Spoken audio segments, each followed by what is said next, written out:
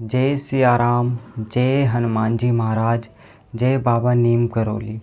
जय सिया राम, जय जय सिया राम, जय जय सिया राम, जय हनुमान जी महाराज।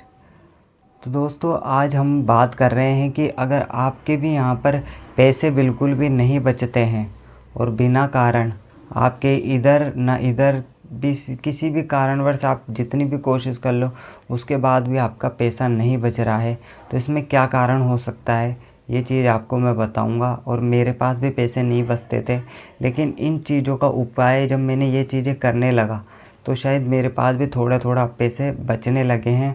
और एक हमारा क्या होता है, माइंड स्थिर जगह चलता है और इधर उधर भटकता नहीं है, तो उससे भी हमारे पैसे बचने के चांसेस ज़्यादा रहते हैं। तो ये ज़रूर आगे तक वीडियो देखना, आपके भी ज़रूर पैसे बचेंगे, मैं आपको बताऊंगा। आप ज़रूर ध्यान से सुनना भी इस बात को, अगर आपको पैसे बचाने हैं और अगर आपके पैसे बिल्कुल भी नहीं बचते हैं।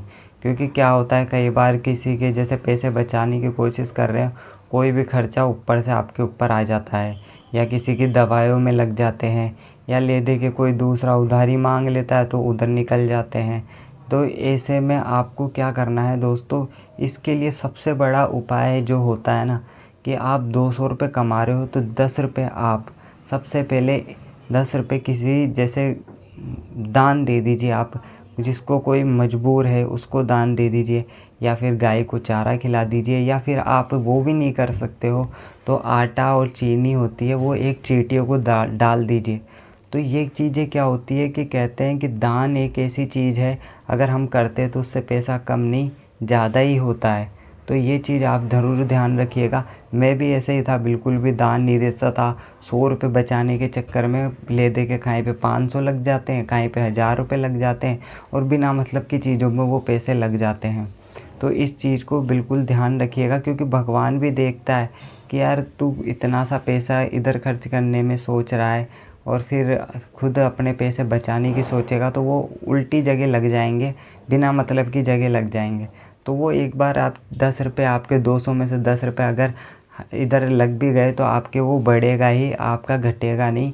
तो सबसे पहला कारण ये हो सकता है आपका। और दूसरा, आप भगवान से मांगिए कि भगवान हमारे को बरकत दे, और भगवान से ये भी मांगिए कि भगवान सही चीज़ में ही हमारा पैसा लगे।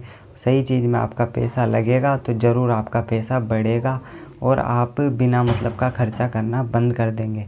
और दूसरी बात, तीसरी बात ये है कि आप 10 रुपये, यानी कि जैसे 200 ही कमा रहे हैं तो 10 रुपये आप निकाल के बचाएंगे, और वो उसको किसी भी हालत में बचाना है, चाहे कुछ भी हो जाए। तो वो क्या होगा, आपके महीने में कब 300 हो जाएंगे आपको पता भी नहीं चलेगा। जैसे आप 5000 कमा रहे तो 1000 निकाल के बचा लीजिए और उनको रखिए। बिना मतलब के खर्चे करने से आपको बचना है तो ये है। और बिना मतलब के खर्चे ऑटोमेटिक ही हो रहे हैं, तो दान से बढ़कर कोई उपाय आपके पास नहीं है। ये बात विश्वास रखिएगा कि अगर आपने किसी को दान दिया है, गाय को चारा भी खिलाया है, या फिर आप चींटियों को ज़रा सा दाना ही डाल रहे हो, तो इन चीज़ों से आपके ज़रूर फ़र्क पड़ेगा, ज़रूर ज़रूर फ़र्क पड़ेगा। दूसरी बात, आप भोलेनाथ के मंदिर जाइए, भोलेनाथ के चरण पकड़िए, भोलेनाथ से पानी चढ़ाइए। इससे भी क्या होगा, आपको एक वो मिलेगा, दिल को शांति मिलेगी, और आप जो गलत खर्चों कर रहे हो शायद हो सकता है वो आपके गलत खर्चे ना हों।